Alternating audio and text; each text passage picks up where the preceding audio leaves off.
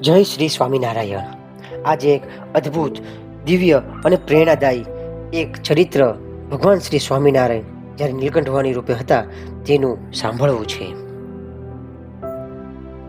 કલ્પના કરો, એક એવા ગાઢ જંગલની જ્યાં સૂર્યના કિરણો પણ ધરતી સુધી પહોંચી શકતા નથી. ચારે બાજુ હિંસક પ્રાણીઓનો ડર અને રસ્તો શોધવાની કોઈ જ આશા ન હોય. આવી જ એક પરિસ્થિતિમાં ફસાઈ ગયા હતા એક સાધુ, જેમનું નામ હતું મોહનદાસ. મોહનદાસને જવું હતું હિમાલયમાં તપસ્યા કરવા. ઈશ્વર પ્રાપ્તિની લગ્ની લાગી હતી, પણ રસ્તામાં એવા ભયંકર જંગલમાં અટવાયા કે હવે આગળ જવાનો કોઈ માર્ગ જ નહોતો દેખાતો. ચારે બાજુ માત્ર નિરાશા હતી. અને ત્યારે જ એ ઘોર અંધકારમાં એક આશાનું કિરણ પ્રગટ્યું. મોહનદાસની નજર એક તરુણ તપસ્વી પર પડી. ઉંમરમાં માત્ર 11 થી 12 વર્ષના હશે, પણ ચહેરા પરનું તેજ તો જુઓ. એ હતા સાક્ષાત ભગવાન શ્રી નીલકંઠવાણી. મોહનદાસ તો આવાક થઈ ગયા. આટલી નાની ઉંમરનો તપસ્વી આ ભયંકર વનમાં એકલો? તેમણે 2 હાથ જોડીને કહ્યું, નમો નારાયણ. સામેથી એ દિવ્ય બાળકે પણ એટલા જ પ્રેમથી પ્રત્યુત્તર આપ્યો. વર્ણી કહે, આપ કોણ છો અને આ ઘોર વનમાં શું કરો છો? મોહનદાસ કહ્યું, પ્રભુ, હું એક સાધુ છું. હિમાલયમાં તપ કરવા જતો હતો, પણ રસ્તો ભૂલી ગયો છું. હવે આપ જ મને કાંઈ માર્ગ બતાવો. આ સાંભળીને નીલકંઠવાણીએ જે જવાબ આપ્યો એ માત્ર મોહનદાસ માટે નહીં, પણ આપણા સૌના માટે જીવન મંત્ર સમાન છે. વર્ણી હસીને બોલ્યા, માર્ગ ભૂલેલાને રસ્તો દેખાડવો એ જ મારું કામ છે. મારી સાથે ચાલ્યા આવો. કેટલો ગૂઢ અર્થ! અહીં માત્ર જંગલના રસ્તાની વાત ન હતી, પણ ભવસાગરમાં ભૂલેલા જીવોને મોક્ષ માર્ગ બતાવવાની આ વાત હતી. બસ એ પળથી મોહનદાસનું જીવન બદલાઈ ગયું.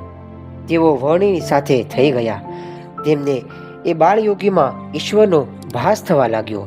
તેઓ ખૂબ ભાવથી વર્ણીની સેવા કરવા લાગ્યા, પ્રેમથી રસોઈ જમાડે અને એમનું સાનિધ્ય માણે. થોડો સમય તેઓ સાથે રહ્યા. ત્યારબાદ વર્ણીએ મોહનદાસને એક જગ્યા બતાવી અને કહ્યું, તમે અહીં રહીને તપસ્યા કરો.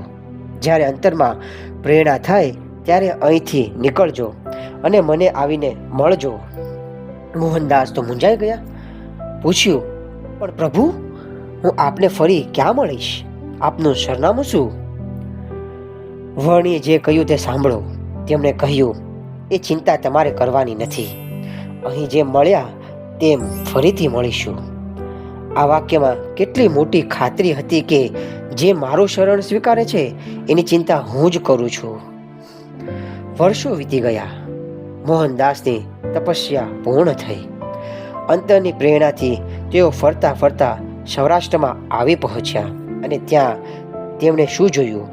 એ જ તેજ, એ જ સ્મિત, એ જ કિશોરને તેઓ જંગલમાં મળ્યા હતા તે આજે સૌરાષ્ટ્રમાં શ્રીજી મહારાજ સ્વરૂપે બિરાજમાન હતા. વર્ણીનું વચન પૂરું થયું હતું. મહારાજે તેમને ઓળખી લીધા, પ્રેમથી ભેટી પડ્યા અને તેમને ભાગવતી દીક્ષા આપી. અને આ રીતે જંગલમાં ભૂલા પડેલા સાધુ મોહનદાસ ભગવાનના સંગે વ્રજાનંદ સ્વામી બન્યા. આ પ્રસંગ આપણને એ વસ્તુ શીખવે છે કે જ્યારે આપણે સંસારના જંગલમાં અટવાઈ જઈએ ત્યારે જો સાચા સંત કે ભગવાનનું શરણ લઈએ તો તેઓ સામે ચાલીને આપણને માર્ગ બતાવે છે. અને હા, મહાપુરુષની કરેલી થોડી પણ સેવા ક્યારેય એળે જતી નથી. તેનું મહાન ફળ મળે છે. જો તમને આ દિવ્ય પ્રસંગ ગમ્યો હોય તો વિડીયોને લાઈક કરો અને કમેન્ટમાં જય સ્વામિનારાયણ જરૂર લખજો. આવા બીજા ચરિત્રો સાંભળવા માટે અમારી ચેનલને સબસ્ક્રાઈબ કરો. જય શ્રી સ્વામિનારાયણ.